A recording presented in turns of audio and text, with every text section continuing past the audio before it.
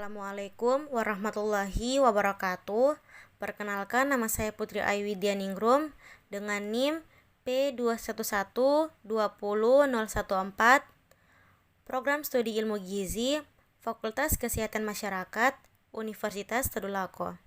Jadi, pada kesempatan kali ini saya akan mempresentasikan hasil rangkuman materi saya dengan mata kuliah Kajian Lingkungan Hidup dan dengan dosen pengampu yaitu Bapak Syamsur Riwal, SPD, MPD. Langsung saja pada pertemuan kedua yaitu Pola Ilmiah Pokok UNTAD atau PIP, merupakan penetapan konsep PIP universitas dan implikasinya terhadap penataan organisasi dan penyiapan sumber daya. Adapun pembagian dari penetapan konsep PIP universitas sebagai berikut.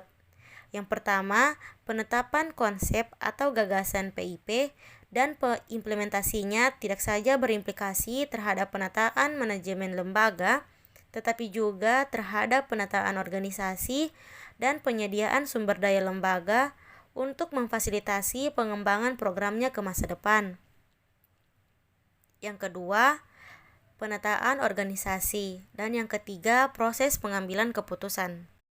Adapun tujuan dari PIP UNTAD adalah yang pertama, menentang kegersangan, yang kedua, mengejar ketertinggalan, yang ketiga, tempat membelajarkan, dan yang keempat, mencintai lingkungan. Selanjutnya, pada pertemuan ketiga dengan judul Ekologi sebagai Ilmu Lingkungan. Jadi, secara etimologis, ekologi berasal dari bahasa Yunani, yakni oikos dan logos.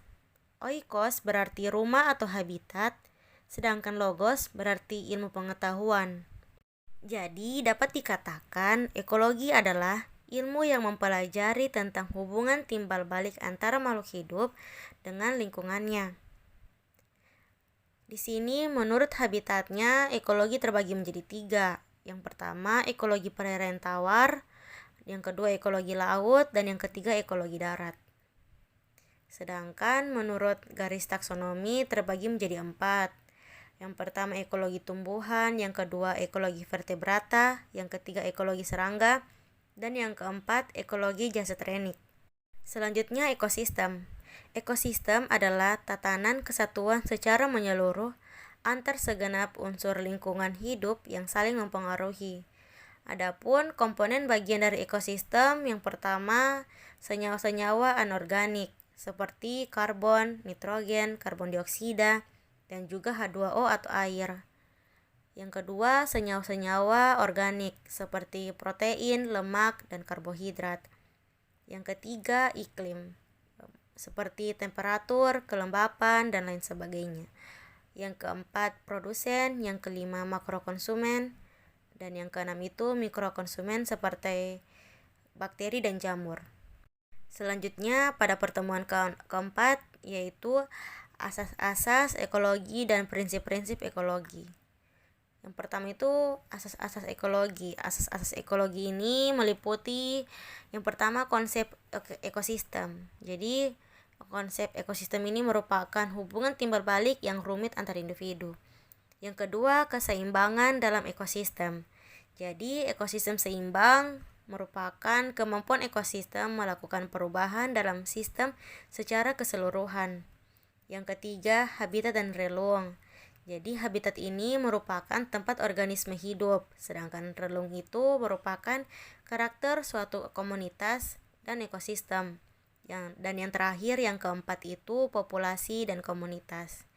Jadi komunitas itu merupakan berbagai organisme yang hidup dalam suatu tempat dan bergabung dalam persekutuan, sedangkan populasi yaitu sekelompok atau kelompok organisme yang terdiri dari individu yang sejenis suatu varietas.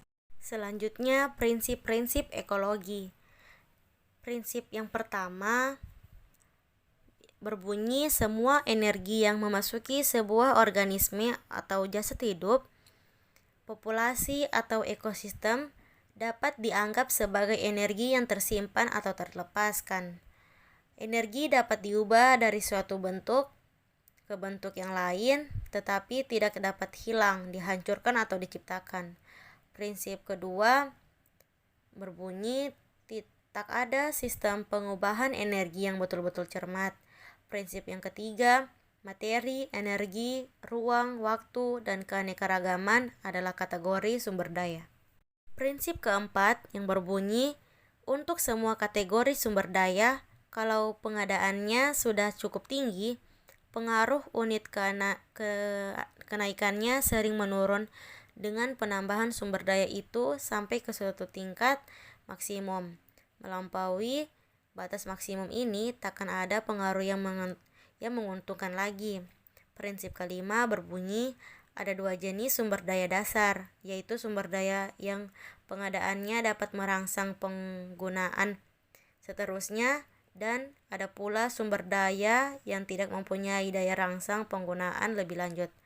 Prinsip keenam yang berbunyi, individu dan spesies yang mempunyai lebih banyak keturunan daripada saingannya cenderung berhasil mengalahkan saingannya itu. Prinsip ketujuh yang berbunyi, kemantapan keanekaragaman suatu komunitas lebih tinggi di alam lingkungan yang mudah diramal. Prinsip kedelapan yang berbunyi, sebuah habitat atau lingkungan hidup itu dapat jenuh atau tidak oleh keanekaragaman takson. Hal itu bergantung pada bagaimana niche dalam lingkungan hidup itu dapat memisahkan takson tersebut. Prinsip kesembilan yang berbunyi, keanekaragaman komunitas apa saja sebanding dengan biomasa dibagi produktivitasnya.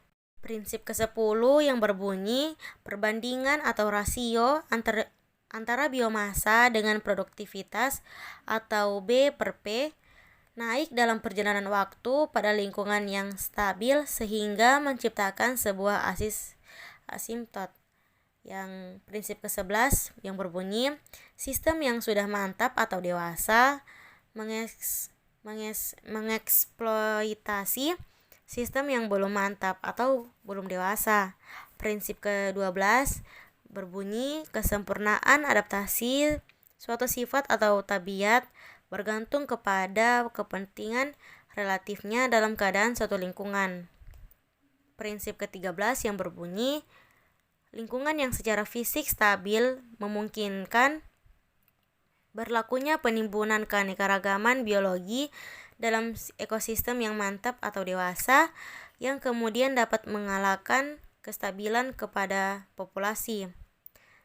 Dan yang terakhir, prinsip ke-14 yang berbunyi, derajat pola keteraturan naik turun populasi bergantung kepada jumlah keturunan dalam sejarah populasi sebelumnya yang nanti akan mempengaruhi populasi itu. Selanjutnya, pada pertemuan kelima dengan judul materi yaitu komponen ekosistem.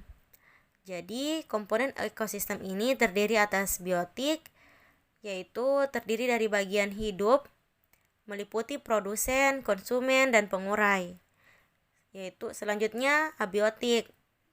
Abiotik ini sebagai komponen tak hidup, yaitu cahaya matahari, hujan, nutrisi, tanah, dan lain sebagainya. Selanjutnya, peran kedua komponen sama pentingnya dalam ekosistem. Dan ekosistem tidak akan berfungsi jika salah satunya tidak ada. Selanjutnya, pertemuan ke-6 dengan judul yaitu hukum lingkungan. Jadi, hukum lingkungan dalam Undang-Undang Nomor 32 Tahun 2009. Di sini hukum yang mengatur tatanan lingkungan hidup, perlindungan dan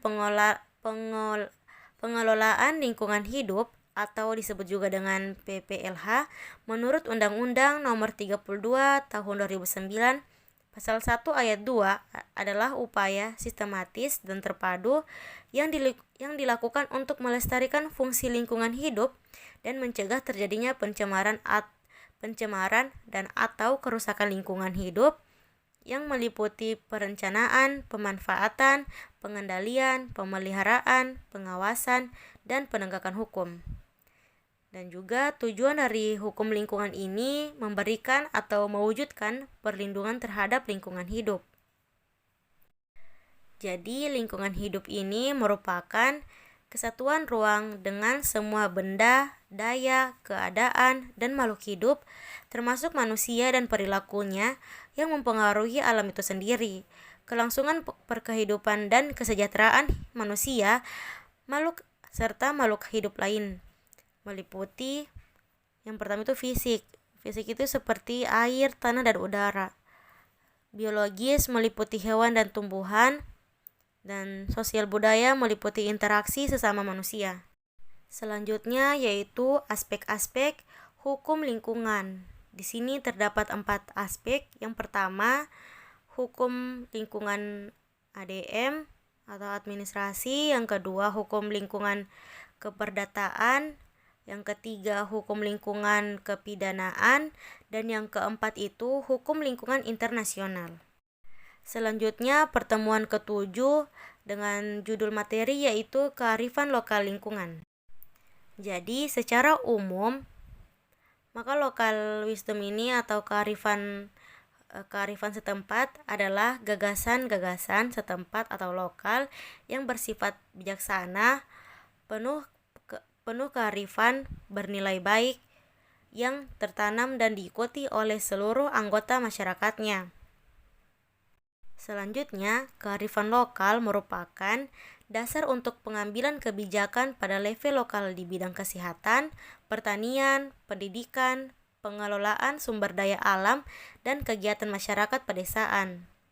Dan juga dalam kearifan lokal terkandung pula kearifan budaya lokal, yaitu pengetahuan lokal yang sudah sedemikian menyatu dengan sistem kepercayaan, norma, dan budaya, serta diekspresikan dalam tradisi dan mitos yang dianut dalam jangka waktu yang lama.